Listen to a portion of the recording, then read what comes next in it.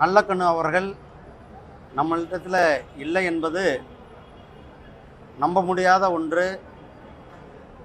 ஐயா அவர்களுடைய அரிய பணி, ஏழை எளிய மக்களிடத்தில் அவர் காட்டிய பரிவு, கம்யூனிஸ்ட் இயக்கத்திற்காக தன்னுடைய முழு வாழ்க்கையும் அர்ப்பணித்த ஒரு மகான்.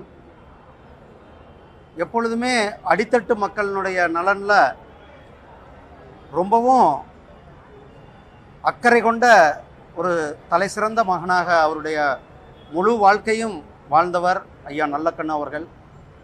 ஐயா நல்லக்கண்ணு அவர்களை பற்றி நிறைய சொல்லலாம். நாம் வாழ்ந்த காலத்தில் இப்படி ஒரு அரசியலில் ஒரு முன்னுதாரணமாக, இன்றைய இளைஞர்களுக்கும் கூட ஒரு எடுத்துக்காட்டான ஒரு தலைவராக அவர் இருந்து வாழ்ந்திருக்கிறார். அவருடைய வாழ்க்கை பொது வாழ்வில் இப்படித்தான் இருக்க வேண்டும்.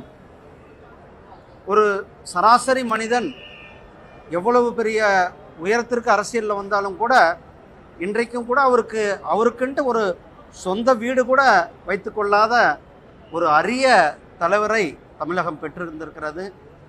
அப்படிப்பட்ட தலைவருடைய மறைவு நம்மளை எல்லாம் ஒரு மிகப்பெரிய ஒரு துயரத்தில் ஆழ்த்தியிருக்கிறது.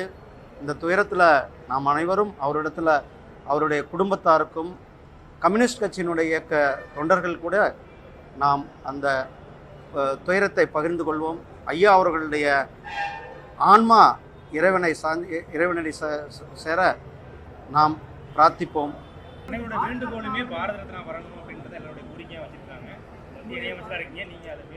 நான் சொல்லியிருக்கேன், கண்டிப்பாக சொல்லுவோம்.